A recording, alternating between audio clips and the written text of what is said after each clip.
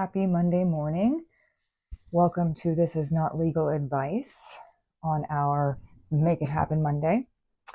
I want to start a little differently today because the energy is a bit heavy, and quite honestly, Spirit led me in a different direction than I thought I was going to go. Last night I had this great plan. I picked some decks that felt right, and anyway, then I went to sleep and woke up, as one does, at about, unfortunately, about 4 in the morning. And I want to speak on that in a second. But I was called to talk about the moon because there is the supermoon that's coming up, and that's going to be today, which is October 6th of 2025.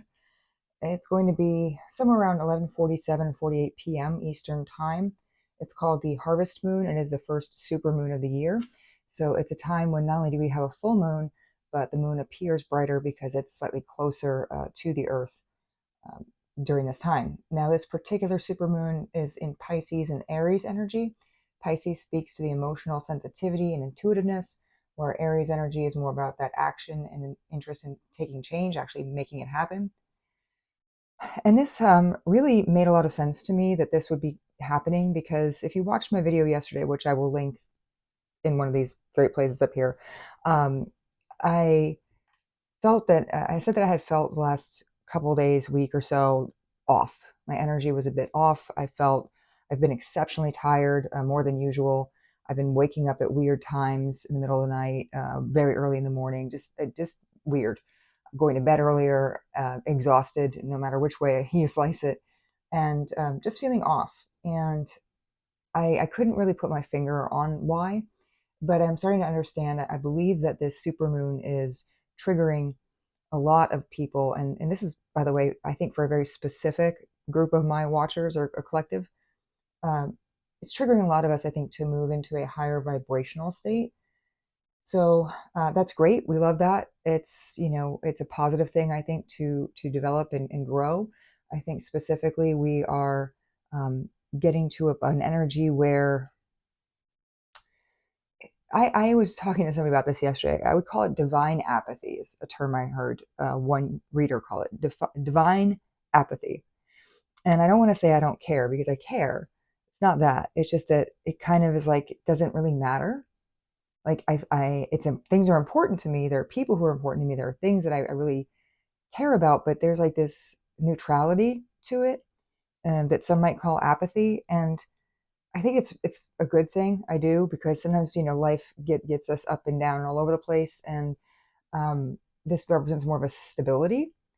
The issue I find that's kind of sad, and it was kind of what took me down this path, is when we are open to raising our vibration, and sometimes whether we're open to it or not, spirit's going to take us there. We're just at a place where we're ascending. Um, People in our lives may not be coming with us. People we love, friends, family members, they can feel it and they don't know why. Maybe they're feeling a certain way, but, and I'm saying this right as I feel like this candle is about to snuff out. So it's a little weird. I was going to say people fade out of our lives that no longer match with us, and that can be very sad for us. I mean, people that we've known a long time, people we care about, but people aren't always meant to be in our lives our entire lives, and there it goes. Thank you, Spirit. And I think that's kind of a confirmation of what I'm just saying here is people aren't always meant to be in our lives forever, and it's hard to let go. Very heavy energy. But the good news is when you are raising your vibration, sometimes people with negative energies, people you don't know, um, will just they'll feel that also, and they'll stay away. So I think we're rejecting collectively like a negativeness and embracing positivity and I want to say doing positive things in the world. And it's a lot of us. So all this is say you're not alone. If you're feeling off, if you're feeling tired, if you're not sleeping well, if things are just, your dreams are either weird or non-existent, which I've found mine are relatively non-existent of late. Waking up at weird times. I've been very cold for no explicable reason this last couple weeks. So anyway, you're not alone. That's where I'm going with this. You're not alone. others of us are on the journey. Now, let's get to the cards. I know that's what you came for on this Make It Happen Monday. So I want to get into that also. Like I said, I had all these great decks picked, and I kept, as I was meditating on the things I've just spoken about this morning, I kept feeling like drawn to my alchemy deck. And I was like, oh, but I have all these great cards over here, and I want to use the cards that I picked because I really feel that those would be awesome. But I kept being drawn to them. So I'm like, you know what? Let me take one of these great decks that I picked, and I'm going to shuffle it, and maybe it has some wisdom in there for me. And I wish, funny enough, thank you, Spirit. This is the card that came out, if you can see that. It says, The Alchemist. Use your power to turn adversity into opportunity and create positive change. And so with that, I said, okay, well, message received. I'm going to go ahead and use this alchemy book that I have here, or the deck of cards that I have here, and we'll be doing that momentarily. And then I went and I pulled from another one of these gorgeous decks I was going to use today to say, okay, well, what else do I need to know? And the first card out was this unicorn card. It's it's the Fool card in this deck, right? Now, of course, the most obvious thing to me straight away was the moon in the background. Of course, it is a unicorn, which is not a real life creature, but it speaks to a certain kind of magic, and it led me down to the path of where we're going with the cards that I have. So the Fool, again, always speaks to a new journey, a new week, I'm thinking, for this Make It Happen Monday. I think a lot of us are waking up in the light of the moon, to the supermoon in particular, to some of our gifts and our transitions. I got another card, and this is the High Priestess. This is the number 2 card, and of course we have an owl, and at the top we have these 3 phases of the moon sort of represented there. This, again, oh, and by the way, we have what I would refer to or think of as the Hamsa, which is evil eye protection, which I also have my evil eye candle going here because, I want to invite in good things and keep those who would mean me harm out of my life, keep the negativity out and let the positivity in. And this, is in line with that. Of course, the owl here, wisdom, there.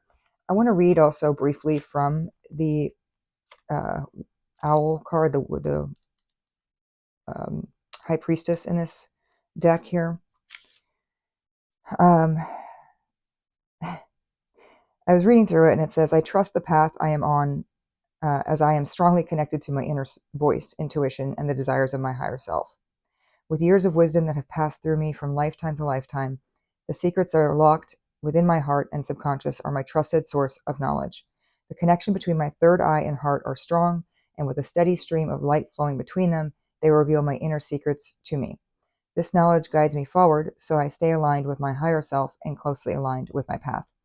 The world speaks to me through signs, symbols, and synchronicity, none of which go unnoticed or unclaimed. So perhaps another thing you've been seeing as well are synchronicities. This can be, perhaps you're thinking of someone and then they call, or you are, you look up at the clock and it's 1:11, it's 4:44, it's 3:33, any number of things like that you're seeing in your life. And I also want to point out that the ruling planet, which they include all manner of things as planets here, is the moon. So I think I'm on the right track with the supermoon discussion. And the last card that I picked from this particular deck is the Ten of Wands. Okay, Ten of Wands usually represents a heavy burden that you're carrying. And the reason I decided to keep it in this discussion is because last night, again, when I was preparing to use the deck that I'm using, I wanted to mark a page that would show me, because this particular deck uses different names. Different names for the page and in the night and so forth. And so I just happened to mark this page as the first one with my little card here.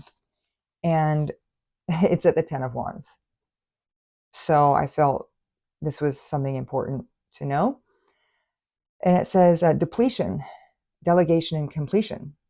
The message is, when the weight of life feels unavoidable and draining, I can decide to let it overload me, or I can choose to reset my energy and move forward with ease. Even if things feel uncomfortable and unclear in the moment, I can choose to check in with my heart and be reminded of my desires. I maintain and reserve self-control based on how I choose to respond. Every step I take forward, I become more resourceful, my direction becomes more manageable, and my energy naturally restores. How fast I get there is up to me. And the guidance there is all the resources you need are within you.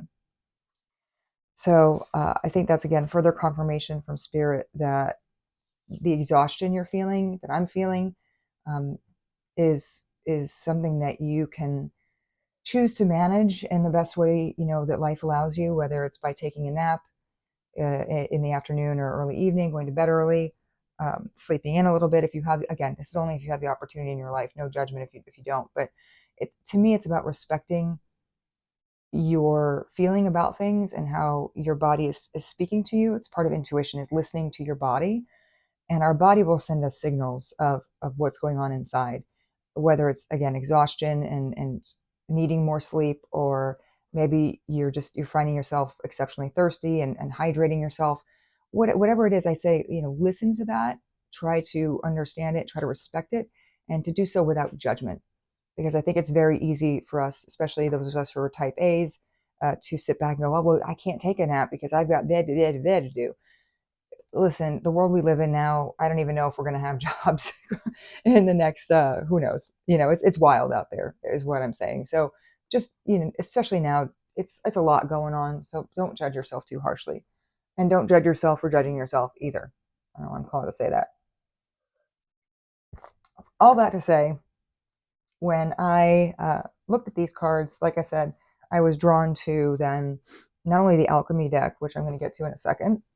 That's this one here. It's by Kim Kranz, and it is beautiful in its style. A little challenging to shuffle, as I think alchemy is a bit challenging to master. I mean, I think you never really truly master it, which is also part of the enigma.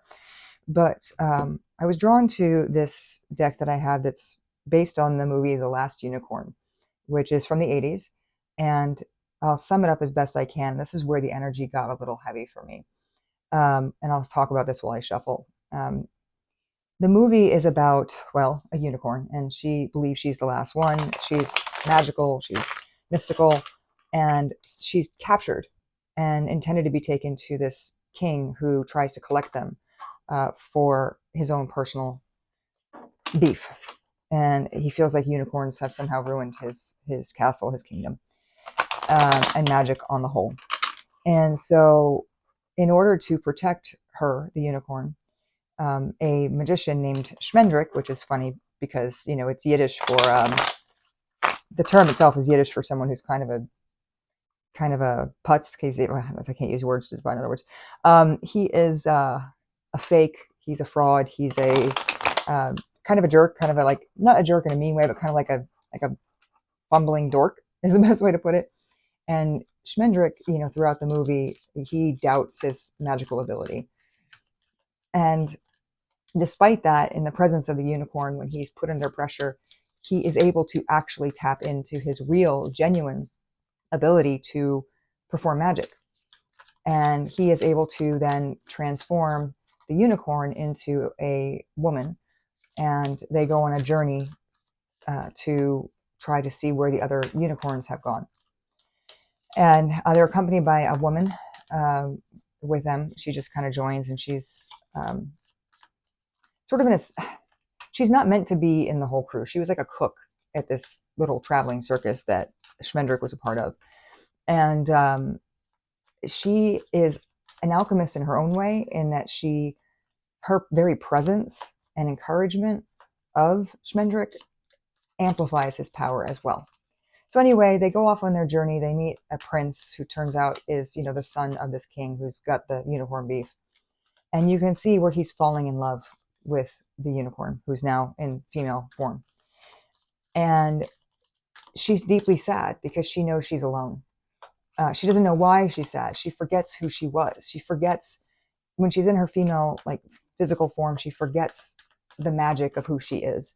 And I think that, first and foremost speaks to a lot of us. I think we all have special talents, and we forget who we, like, really are inside. And I'll see what the cards say and continue with the story. We've okay. We've got the Ten of Wands. Ten of Wands. See, I'm not making it up that way. There we go. Ten of Wands. And that just confirms the Ten of Wands we saw earlier. Let's see what else we've got here. We've got 3 of coins, okay, which is your 3 of pentacles energy. And we've got 4 of swords. I'm gonna, okay, I'm gonna put a pause in our story because I want to talk about these 3. On our Make It Happen Monday, we talk about, what the week may have in front of us. And this is exactly what I was talking about, what the cards we just had were talking about. It's incredible. It's really incredible because the 10 of Wands, we talked about the struggle, the burden, the need for rest, the need for, as it said in the book, collaboration, delegation, things like that to help us, right? We're not alone in this. We have each other. We're together, right? We can do this together.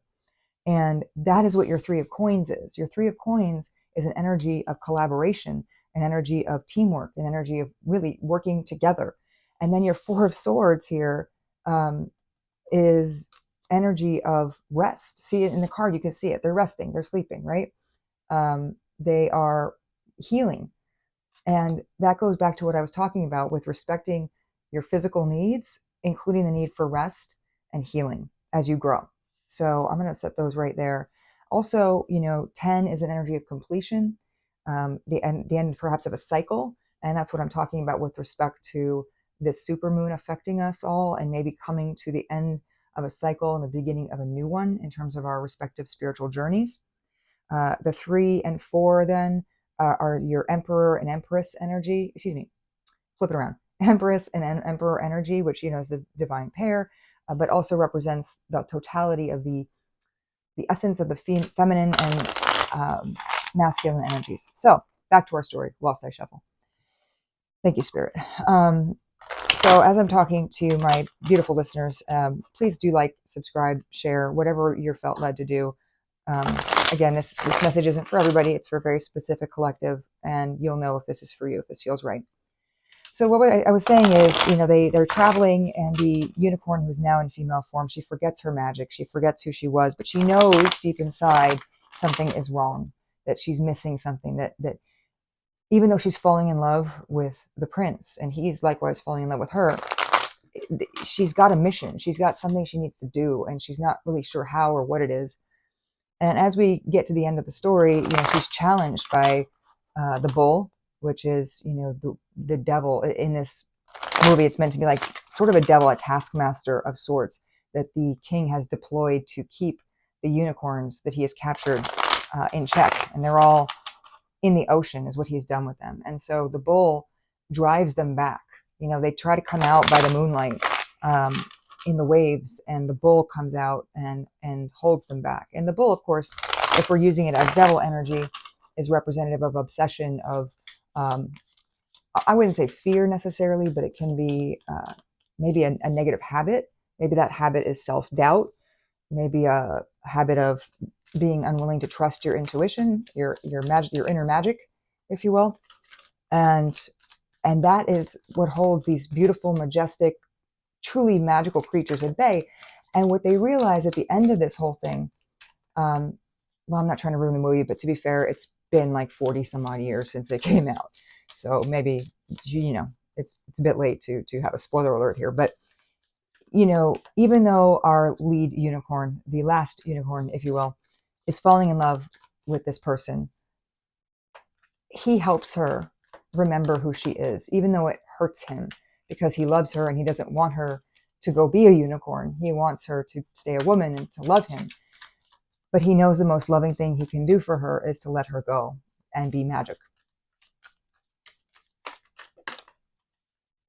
So he supports that. And she then returns to her unicorn form and battles the bull, the demon, the devil, whatever. And in doing so, she's able to then free her fellow unicorns from this prison. And then they go to take their magic to the world. And it's really a powerful analogy, because I feel that that's kind of where so many of us are, is like we want some of these basic things. We want the love, we want the relationship, we want, what we thought we needed. But when we remember our magic, remember who we are, we're surrounded by people and we're impacting them in ways we don't know necessarily. We're bringing them their own magic, like Schmendrick, right? He becomes truly magical with the aid of his companions. And yet once we allow ourselves to be the unicorn, and we can then collaborate, join with our fellow journeyers here, and take that beauty and that magic and that love, that true love that goes beyond just physical love, but a spiritual love to the world. And the world really needs our healing right now. It needs healing generally, but we can be those healers, those alchemists, turning lead into gold, if you will, in a figurative way. Anyway, card, sorry. Four of Wands. Four of Wands. This is another four, it's like our healing energy over here, but the Four of Wands specifically talks about stability, talks about sometimes, marriage, companionship. And over here we have Page of Swords. This is somebody coming forward with the truth. And one more to clarify, please. The Five of Cups. So this is our unicorn when she's in human form. So this speaks of regret. And she says something in the movie like, I regret. I don't know why, but I regret. Something to that effect. And, I think that as I'm seeing it here, the Four of Wands is maybe, there's a stability here that's wanted by her, by the prince. But there's a sort of truth. There's something coming through here that won't let that be. And if we don't allow ourselves, I think, to recognize that, we can be filled with regret. Maybe we're regretful because of the people we have to leave behind in this journey, whether we like it or not. Because even if we don't voluntarily give up people, things, whatever, Spirit will do it for us. Sometimes we don't let go of the job, for example, we don't love out of fear. And if we do that long enough, I find that Spirit takes it, whether it's a layoff, you get fired for some reason you don't understand, or something happens to you physically where you are like actually physically taken out of the game and can't hold that job anymore. But anyway. All right. And then we have, at the end of this, we have the Six of Coins. That's an energy of balance. You're coming into balance with this. And this is our, like I said, our female companion that helps Shmendrik, the aide there. She's got her cat and she's got something. I don't know what that is on the side here. But, it's this energy of just both sides. We're helping everyone equally. We're helping ourselves and helping others. That's what I'm hearing. Okay. So moving on. And by the way, actually, I want to say by helping ourselves, we are helping others. That's what I'm being called to say there. And I just need to get a quick drink of water. Bear with me. Okay, so I want to look at the alchemy guidebook that came with this. And what I thought we would do is a spread here called Doors of Wisdom. It's a 4-card reading, as it says. It goes from initiation to fortune, resistance, and destination. I think that's really good for our Make It Happen Monday theme of the week. How are we starting? How are we getting there? And let's go ahead and take a look at that. So we'll talk about it more as I go ahead and pull our cards. Bear with me here. Like I said, this is kind of a messy situation to shuffle, but we'll do our best. But again, the type A in me really wants to have an even shuffle and keep the deck all nice, but life isn't always clean, nice, easy, right? I'm going to try to actually give it a true shuffle. Pray for me. I say pray for me, and yeah, I thought it said courage. So yeah, I'm doing my best to shuffle this for you, kids. All right, so Make It Happen Monday team. Let's find out in our 4-card spread what we got going on here. I'm just gonna cut it as such. I'll try again because this deck is really something. Ugh! Okay, I'm feeling that one. I'm feeling this one, and I'm feeling that one. All right, so I haven't looked at it any more than you have. So let's see what we got here. They have a really pretty design, but let's see. The initiation is this one here. And we'll read the meanings. The fortune is this one. We have the resistance. And we have, I swear I saw this one coming up in there. And I saw this one earlier this morning. Anyway, this is the destination. So let's move these out of the way a little bit here and talk about it. Let's talk about it. Sit, pour a cup of coffee, we'll talk. All right. All right, so the first one here, the door of initiation. This is the first step to take. It must be done before everything else, even if you would rather avoid it. This card may remind you of a person, a situation, a memory, or a dream. So let's go ahead and take a look here at what our card is. Just beautiful, isn't it? Just absolutely stunning. I love the artistry here that Kim Krantz does. Anyway, the number here is 55, no, excuse me, 56. So maybe you're 56, maybe you're 65, maybe May 6th is your birthday, June 5th, something like that. I don't know. Take it as it resonates. But it says contra naturam, against nature. Okay, let's find out what that means. What is our door of initiation? Okay. Thank you for sticking with me. I hope this resonates with you. If so, please like, comment, share. Okay, it says willfulness, to force or control. Well, I think we see where this is going. This is maybe the challenge, the initiation, the thing we don't want to deal with is our need to control. But I'm not, take it as it resonates. Let me go ahead and read what it says. On some level, we all know when we are going against nature. We recognize it in feelings of impatience and agitation that arise when trying to force certain outcomes. The Contra Naturam card arrives to remind the alchemist they cannot control the uncontrollable. Nature has its way, enveloping us in a wild narrative that we can collaborate, oh, that's right, that word again, in, but not dictate, no matter our efforts to manage every aspect of our lives. The mess ensues. Spring is soggy, the lotus requires mud, people do what they do. This card heeds a warning not to fight the flow of Mother Nature or of destiny. Once we loosen the grip of what we think life should look like, a whole new realm of possibilities awakens. Now is the time to be radically open to what nature has in store for you. And it says here, to ponder, what we resist persists. So again, I think perhaps, again, the people I feel like are watching this, my collective here, probably a group of people who want to control things in their lives, want things to go a certain way or have a vision of maybe how they thought their lives would go. Take it as it resonates, but either way, this is the first step. Maybe it reminds you of something here, something about this card, the colors, the black hole in the middle there, black box. Okay, the next we have is the door of fortune. This is the door you will then be led into. Here you will find a new fortune, interest, or boon. So if we work through this, we get to what is on the other side. On the other side here, we have, let's see, this is number, oh Lord, looks like 49. And it is Rex Marinus, the Drowned King. All right, let's read what our Drowned King card is about. Again, that's 49. Your birthday could be May 9th, excuse me, April 9th or September 4th. It could be, let's see, it could be, where was I? You could be 49. I doubt you're 94, but if you are, good for you. I think you've won this game. All right. It says ego collapse, losing faith and humility. In alchemy, the archetype of the king is often used as a symbol for the ego, the aspect of the self that is attached to its title, name, and identity. It is said that the drowned king is a required phase in the process of transformation.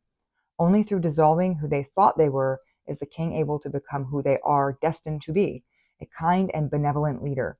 How does this drowning occur? Not voluntarily, that's for certain. Through circumstances beyond their control, the king is brought to their bottom, to their knees.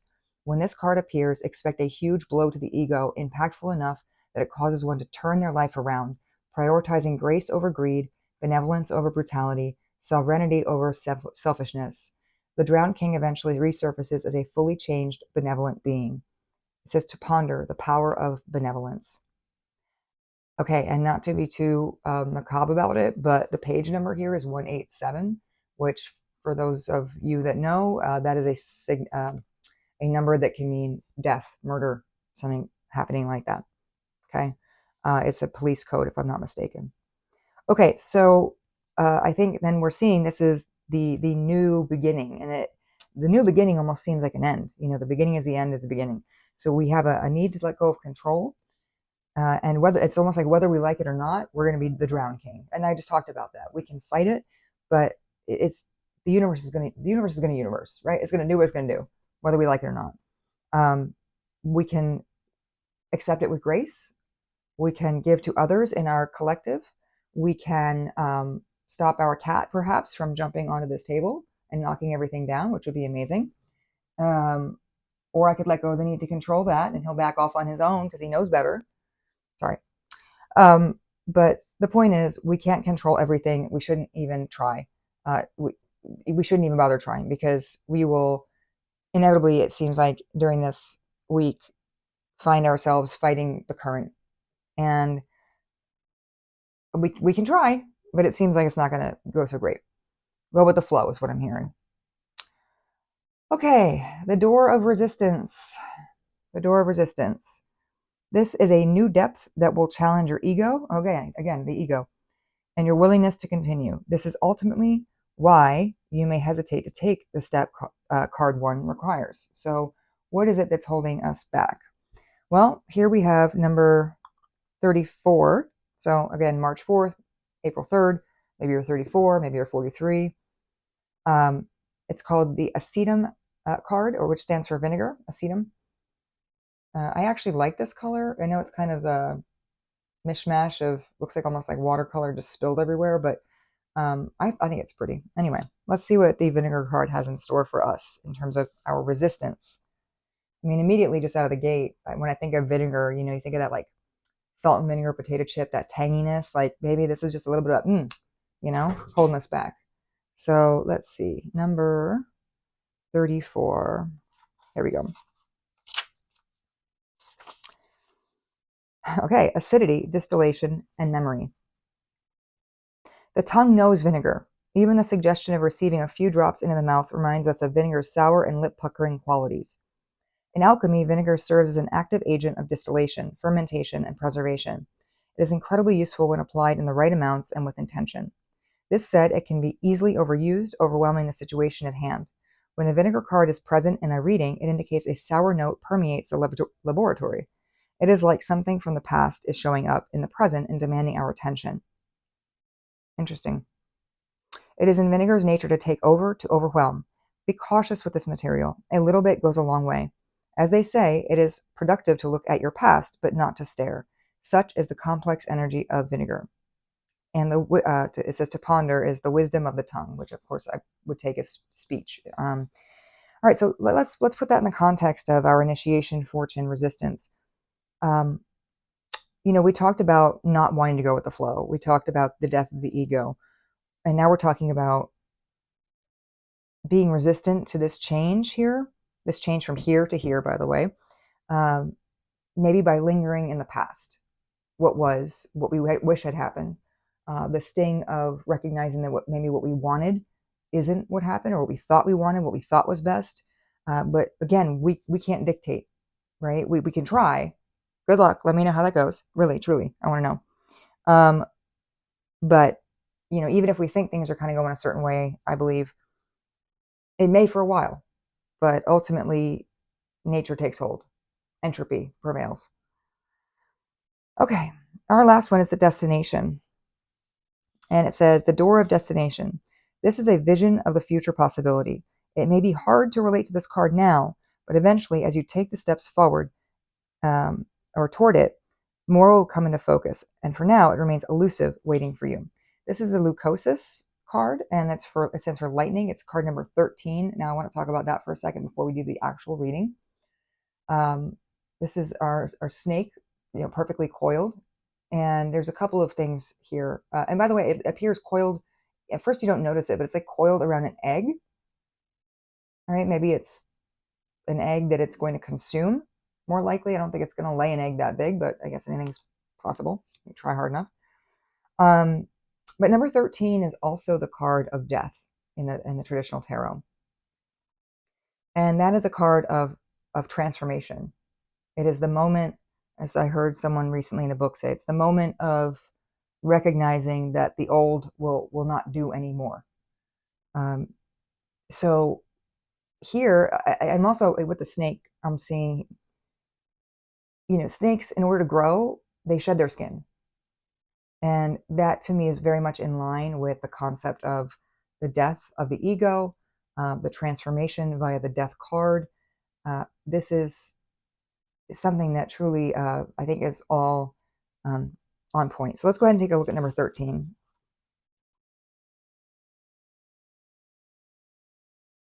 Okay. All right, leucosis and lightning. Perfectionism, facade, and hesitation. The stage of leucosis is a complex topic in alchemy. On the one hand, it represents purification of the materials. On the other hand, it's the phase in which the alchemist may mistake the work as complete. On the surface, everything seems perfect, pristine, well thought through, and quite complete. In actuality, the alchemist has been tricked by their own facade of perfection. Their work has hardly begun. Righteousness and fear are the great errors of leucosis. This card arrives to remind us to get our hands dirty. No one is separate from or above anyone else. Rather, every alchemist is a kid in a laboratory, tinkering away with the elements of their life. No more fretting over your next move, fearing how others will perceive you. It's time to crack open, become who you are. The world needs your true colors. To ponder the wisdom of dawn. As I say this, I believe dawn is approaching. I'd like to read also here, it says, the blank canvas is a great example of leucosis. It's terrifying to start for fear of making a mistake. Today is the day, make a mark, begin the work. So again, this is our door of destination. So it takes us from here, we're going from this resisting the flow, going with the flow, to almost a false sense of, okay, phew, I made it through, I've transformed, that's all she wrote, right? That's all, folks. But no, it's not. It isn't. And it goes back here to the fortune and the resistance, the ego, right? You don't want to start off in a place of ego where you are like, well, I got this all under control, it's all fine. And you go through a messy week, you get to the end of it, you go, oh, look, I did it, I made it to the end, I survived this supermoon energy, I'm feeling good, that must be, I am, that's it, I've reached the end of the journey. That again is a form of ego. So we go from ego on one side, letting go, to ego, a different kind of control. And along the way, remember, we talked about the death of the ego, of letting go of the past, of realizing that we don't have that control. So what I'm hearing in this journey for you on this Make It Happen Monday is do your best, and that's all we really can do, to try and let go and realize that whether you want it or not, you're going to be forced to let go. I'm sorry. I hate to be the bearer of bad news for you, but that's life. People come, people go, jobs come, jobs go. We win some, we lose some. And that can be, I don't want to say bitter, but it can be startling to the system and make us want to go back in a way to this control. We blame ourselves. We put this on ourselves. And I'm hearing this like, it's almost like an egoic reaction, right?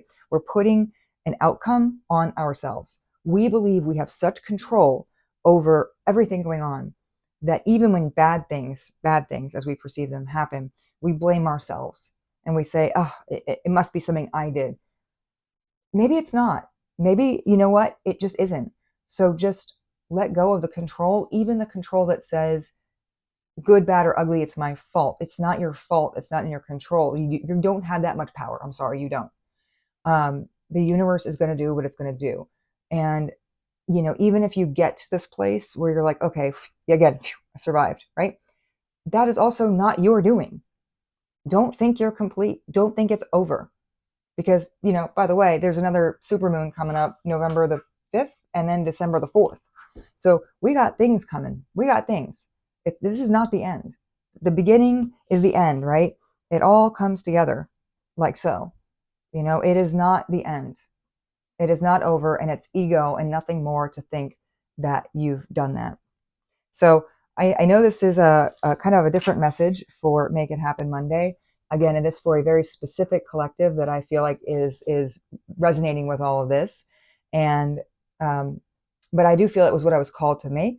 So if this is, again, something that speaks to you, please do like, share, subscribe, let people know, because again, collaboration came out very strongly here. And I think, especially in this time where there's so much change happening and so much ego death, we really need each other for support. And it's okay to need each other, and it's okay to need rest. And with that being said, I really do wish you the best for this coming week. I hope that you are able to get that rest and that you are able to come out the other side better in a sense and feeling a little more refreshed and more intuitive, perhaps. So I'll see you next time. Thank you.